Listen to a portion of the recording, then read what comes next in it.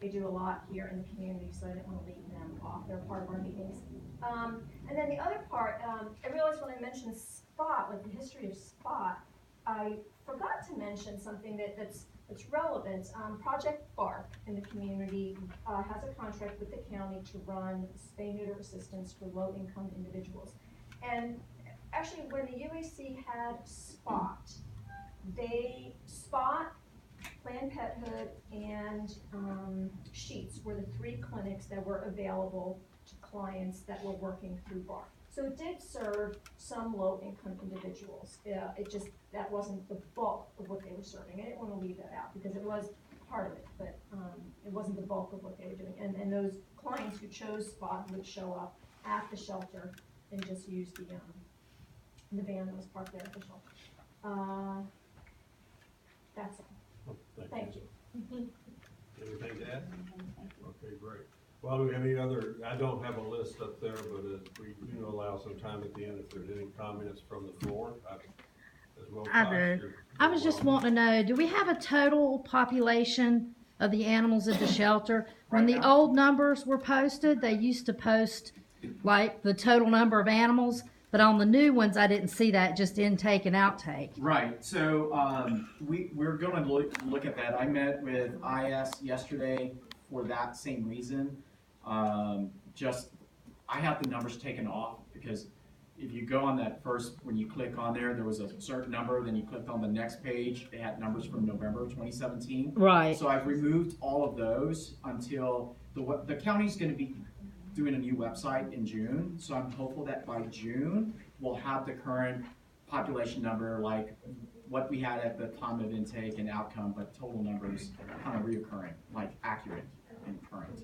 Right now, they're not.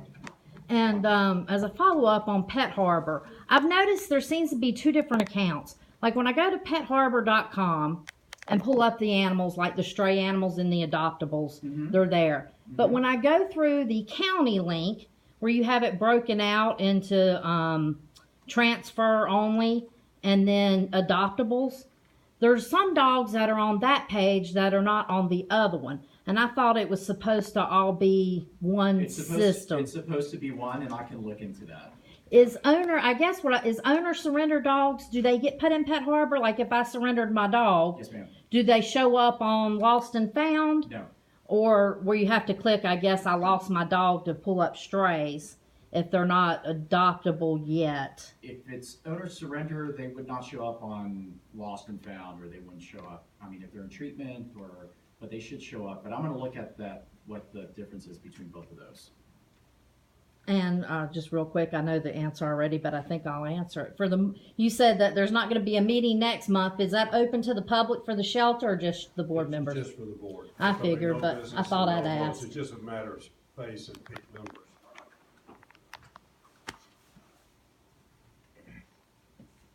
I have a quick question. So for Spot, like where is this being advertised at, and if there's any other ways you can get the information out? Because I know I didn't know anything about it. So is it could you go through the news or newspaper or radio ads to get the message out to people? Yeah, so when I came on board, it was already kind of agreed upon on how the messaging was going to happen through DSS, and the individual needed to be in front of that counselor, and the counselor would need to ask the question, do you have pets? Oh, you do, here's your voucher. We need to change all that because as you can see, it's not working. So we have to be creative, and all the things we talked about is how does that information get out? And if we're going to be targeting a community, or we're going to be changing where the location of the truck is going to be, then yeah, we need to do that more on Facebook or a talk show, radio talk show or something that we talk more about it and we bring it out to the community. Not everyone's going to qualify, and that's the thing. It's not meant for everyone, but you need to know about it. Would it be too expensive to do a mailer, postcard type thing? Yeah, I think it's just who's going to receive that. I think we can get some donated time, or if we have a pet of the week segment or something, take advantage of that 1 minute and just talk about Spot that it's going to be. So that probably means me being on TV and talking about it, but it's okay. But I agree with you. We need to do a way better job. I mean, there's a lot of families that are needing the service and they just don't know about how to go get the Does service. it have its own Facebook page, or is it just on the Humane Society's page? It's on the Humane Society's page. Maybe we need to make it its own social website. Then we need to find out who's gonna manage that, because that's the key. We can create the page, but then who updates it, who manages it, so that, and even if it stays on the Humane Society, just current content and updating it, that may be correct. But then does everybody know to go to the Humane Society page to learn about Spot, right? Yeah, exactly, that's So, right. and So I is think there that anything on Hooker County? there is, it's a small blink, spot. It really doesn't go into a lot of detail.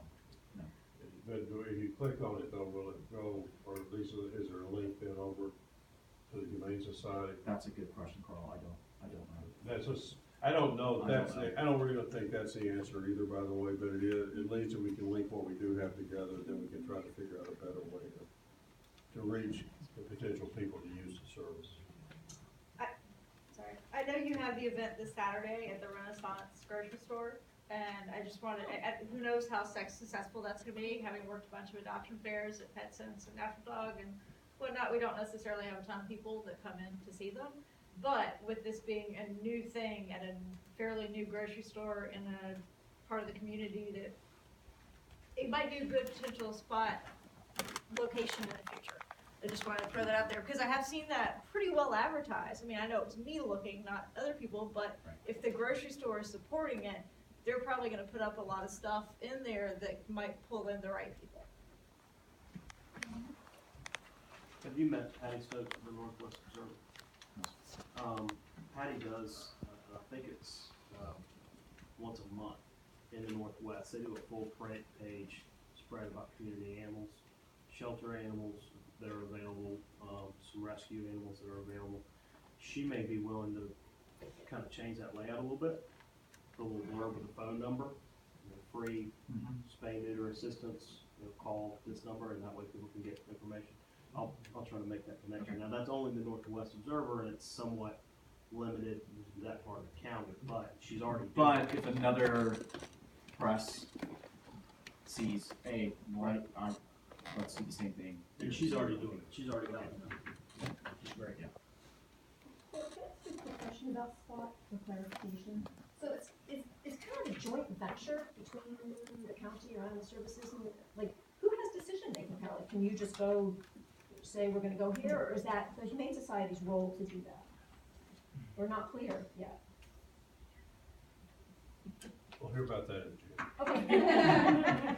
I'm ready to give him a chance to get his hands around. Yeah. Around is my suggestion, just like we're doing now with the cat program, because there are a number of things to look at. And opportunities, I think, really. So, I want to say something.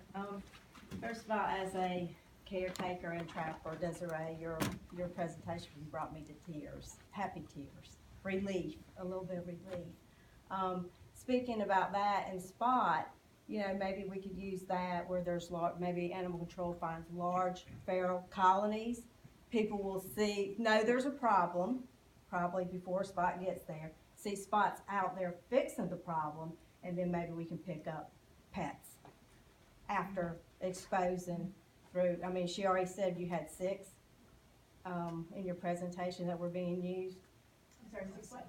Well, there's 6 Buses. buses that, Oh, yeah, that's in Cleveland County. and that were buses fixing animals, No, or no, buses transporting to to be fixed. Yeah. they're going But it on. would be exposure, you know, if there's some abandoned place that has 30 cats and they get out there and Yeah. people spend all day trapping. We actually, when we closed down the meeting, there was 4 of us that stayed till literally, I think a police officer drove by and actually ran us away from the library.